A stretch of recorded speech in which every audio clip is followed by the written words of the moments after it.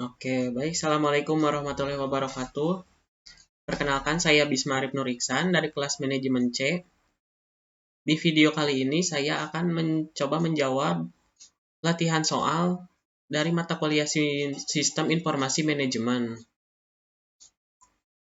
Langsung saja kita ke soalan yang pertama.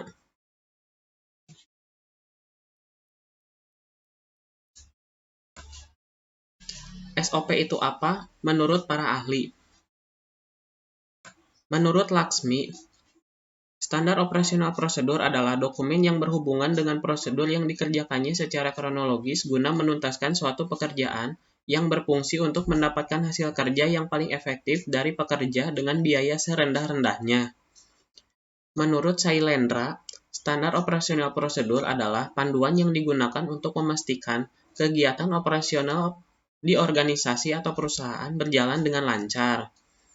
Menurut Mukijab, standar operasional prosedur merupakan sebuah urutan mengenai tahapan pelaksanaan suatu pekerjaan, di mana pekerjaan tersebut dikerjakan, bagaimana pekerjaannya tersebut dikerjakan, bagaimana mengerjakannya, bila mana mengerjakannya, di mana mengerjakannya, dan siapa yang mengerjakannya.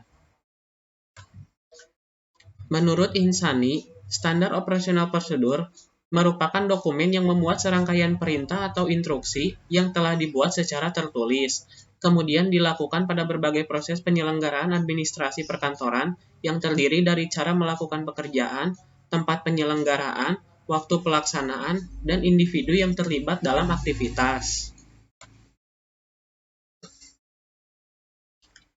Lalu soalan yang kedua, manfaat dan fungsi, tujuan di organisasi harus selalu membuat SOP.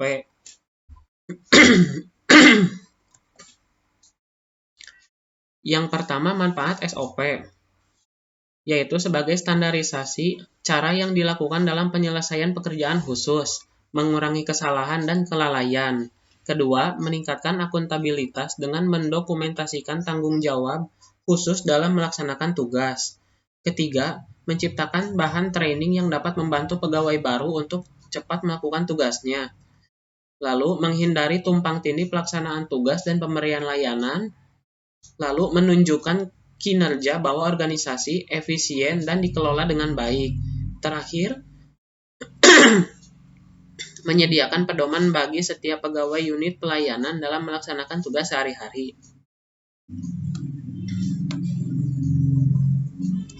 B. Fungsi dan standar SOP.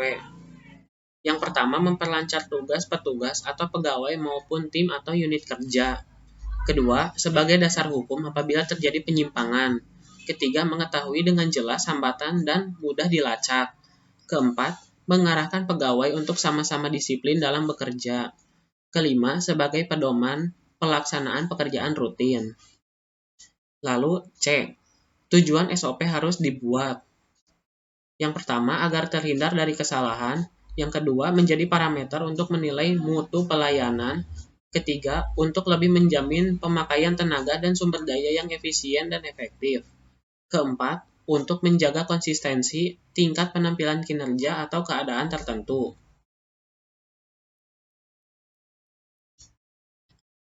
Lalu nomor 3, membuat 5 SOP berkaitan dengan pengelolaan perusahaan menggunakan lambang-lambang flowchart yang sesuai.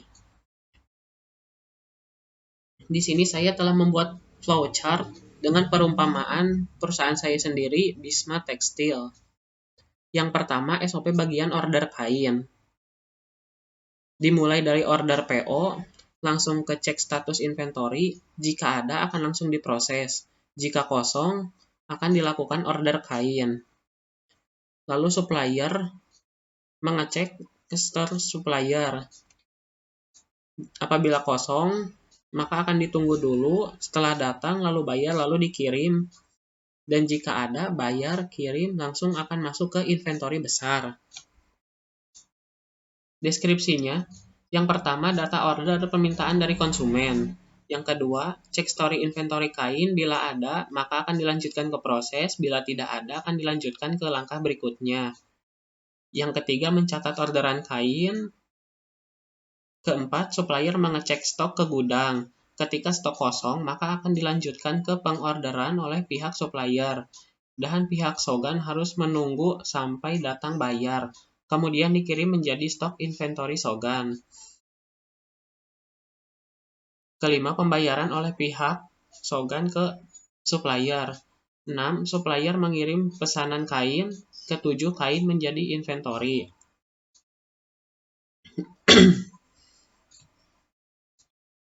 Yang kedua, SOP bagian prapotong. Dimulai dari order PO, cek stok kain. Apabila kosong akan order supply warna. Jika ada, lanjut ke proses prapotong lalu dikirim ke supervisor. Deskripsinya, yang pertama data order. Kedua, cek stok kain. Jika kosong akan order ke supplier. Yang ketiga, jika ada stok akan dilanjutkan proses prapotong. Setelah itu disetor ke supervisor.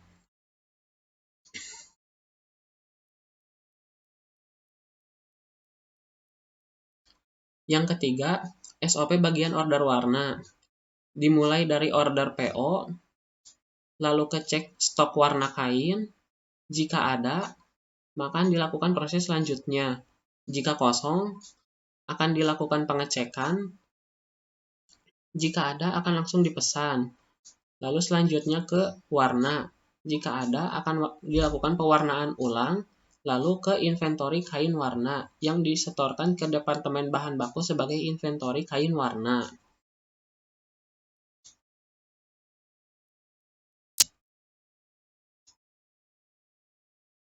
Lalu SOP bagian pemotongan kain.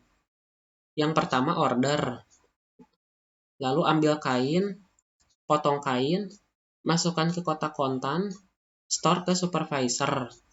Dan ini adalah deskripsinya. Yang pertama data order konsumen atau size spec. Yang kedua mengambil kain sesuai kebutuhan. Yang ketiga kain dipotong sesuai ukuran. Yang keempat dimasukkan ke kotak kontan. 5. Kain disetor ke supervisor.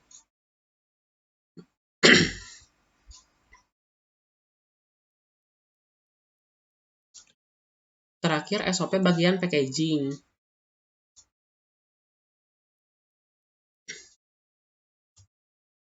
Mulai melihat kertas order, produk orderan sudah lengkap, produk ready stock, penyetrikaan, pembungkusan dengan plastik, simpan di rak penyimpanan finish good, dan selesai. Deskripsinya, operator packaging menerima produk jadi dari bagian pemotongan kain. Kedua, operator melihat kertas orderan, mengecek kesesuaian dan kelengkapan produk. Jika terjadi keterlambatan pengiriman, maka dalam produk pengiriman ditambahkan produk ready stock. 3. Setelah orderan lengkap dan siap kirim, produk disetrika terlebih dahulu. Sini. Keempat, kemudian dibungkus dengan plastik wrap. Kelima, orderan yang sudah siap dikemas, disimpan di rak penyimpanan, dan merupakan finish good yang siap kirim.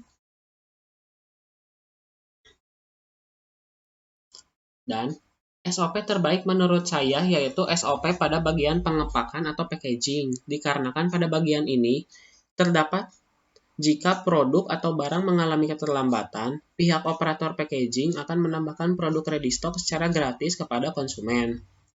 Sekian yang dapat saya sampaikan. Mohon maaf atas segala kekurangan. Wassalamualaikum warahmatullahi wabarakatuh.